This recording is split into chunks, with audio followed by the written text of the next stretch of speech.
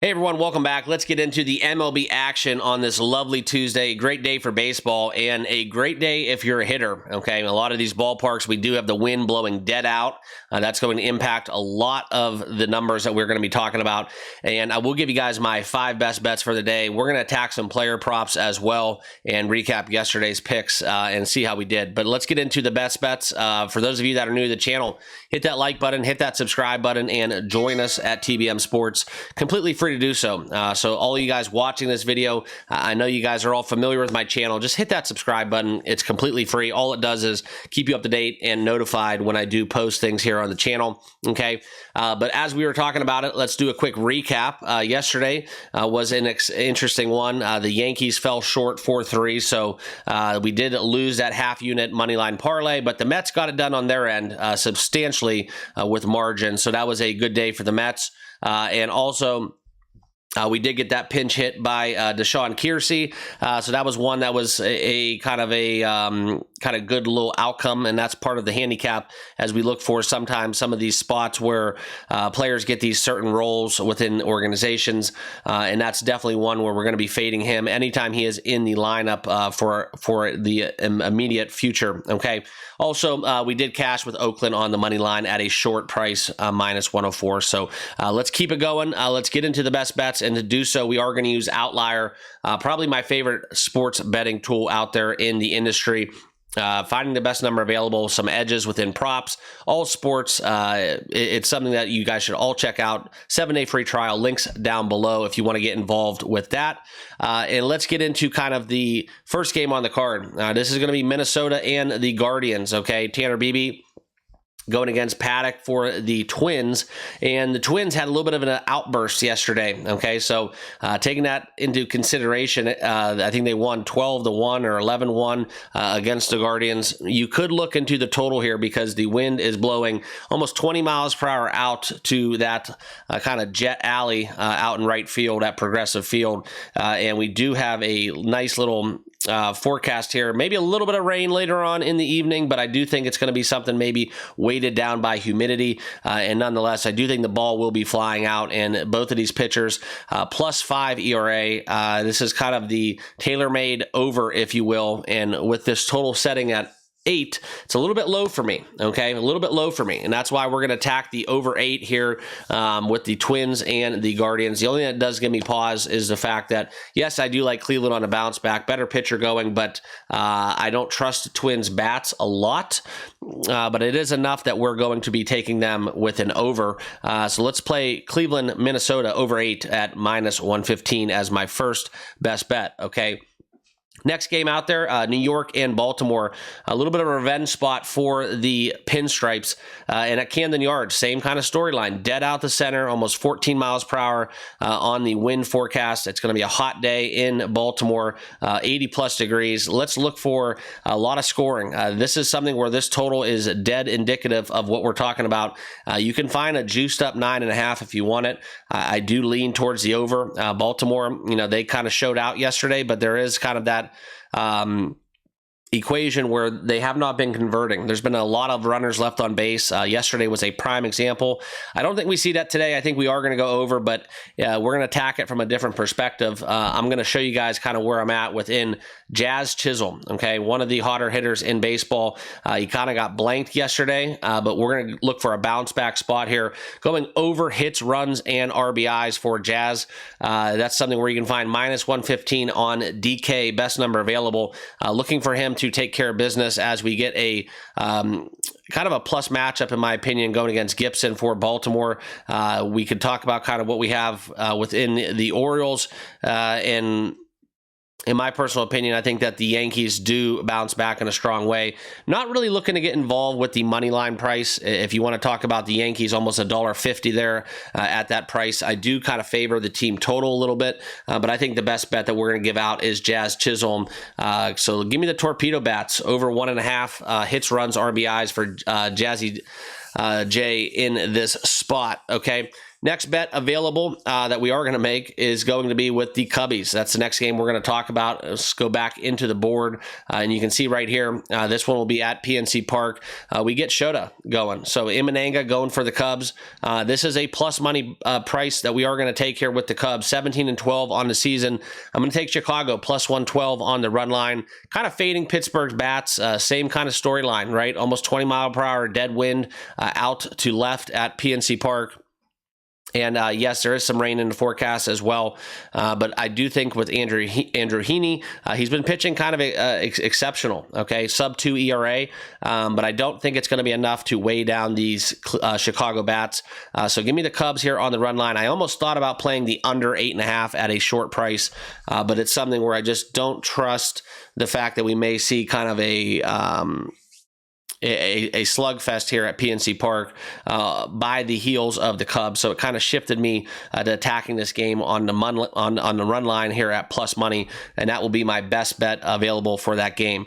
Cardinals Reds, Miles Mikolas going against the 4-0 Brady Singer.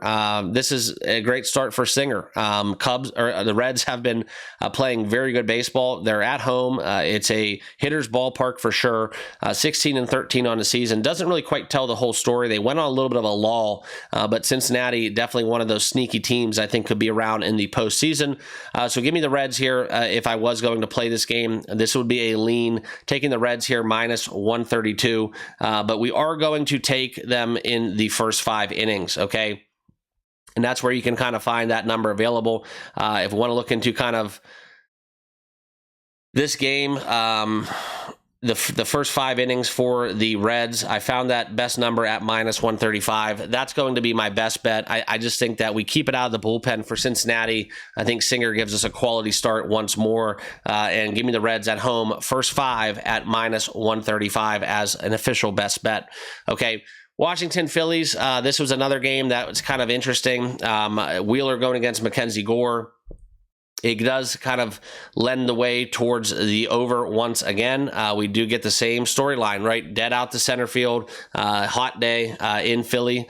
Citizens Bank Ballpark will be rocking. I think we get a lot of offensive production as well, but I'm not going to bet against Wheeler at home and root for a low total, or root for a high total. So this is a pass for me, although I would lean kind of Philadelphia team total, possibly even the potential for a Philly to not bat in the 9th. I kind of like that bet a little bit more than anything out there in this spot. So that would be kind of where I lean in this contest.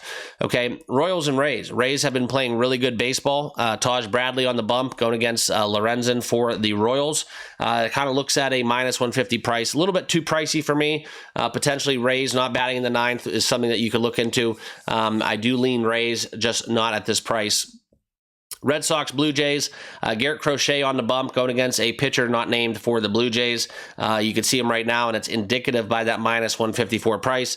At this value, it's not a play. This is not on the card, so we are going to pass on this game as well. However, I would lean in favor of Boston here. If you potentially can find a -1 for Boston, where you do have a push opportunity, you will find a better number than minus 154.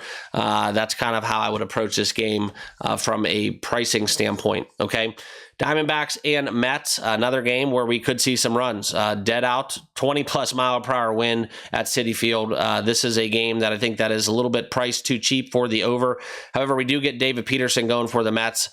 This is another game that I think that you could target the not to bat in the 9th inning. If the Mets continue that offensive production they had yesterday, this is one where we could see a huge win for the Mets in sealing that deal, going 21-9 on the season.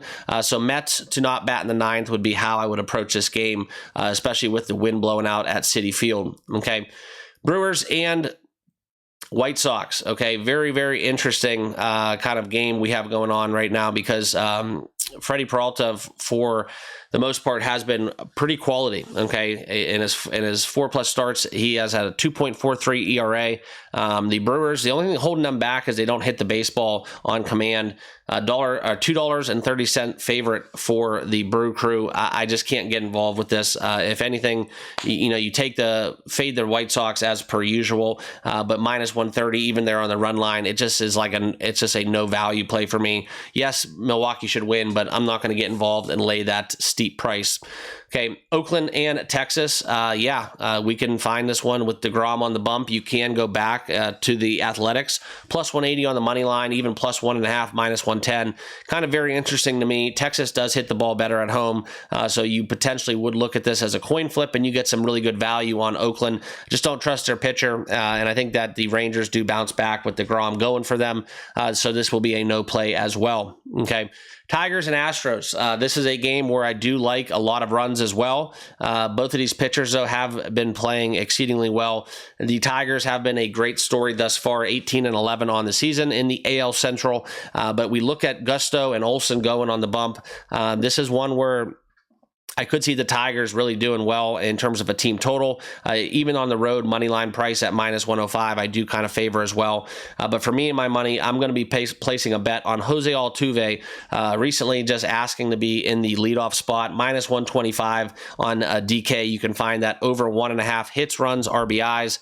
You want to look at kind of his stat line yesterday. 3 RBIs, 2 hits, and a run. I think he continues that.